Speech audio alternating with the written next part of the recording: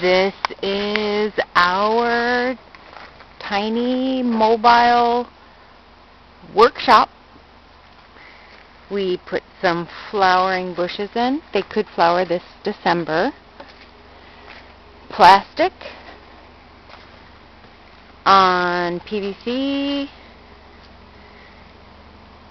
spiked into cedar half rounds.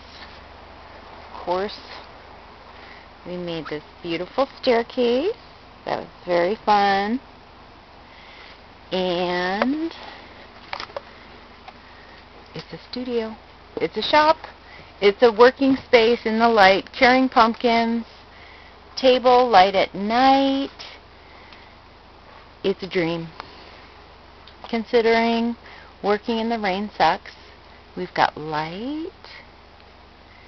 And we're organizing our tools. I'm building these boxes on this throwaway metal shelf.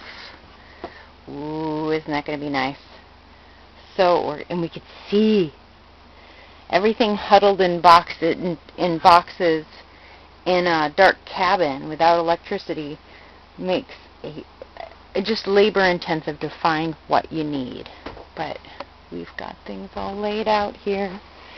And moving forward with the conservatory. The bathtub will be also a dual purpose. We've got our hot blast that's going to duct in heat through our bathroom window, because it's going to be a cold one this year. Nikki Raapana would know. She's in Alaska. So these were a giveaway. Our construction friend dropped them off. So we are in the process of figuring out level on the level.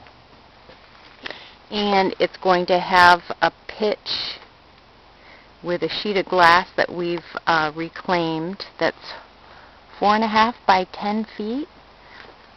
So we're going to use rafter wood, secure it so it doesn't fall on us when we're in the bath. And then this elevator ladder Brian cut up because this particular wood stove has fans on either side. So trapping that heat to direct it into the tub water. Copper wire, copper tubing for hot water as talked about. But we're getting ready for a cold one. And remember, we do have our worm bins back there that they need to stay warm too if we're going to still use those bins and keep those worms alive. Vermiculture is pretty incredible. I've had many successes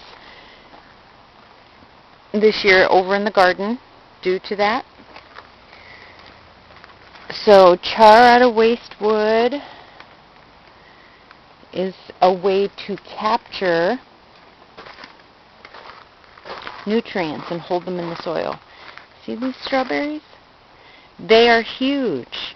All the other ones in the garden, because they haven't been getting the vermiculture, but this is pretty amazing for mid-November.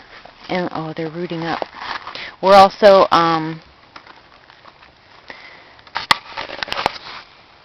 transplanting different cedars, because there's a lot of cedars dying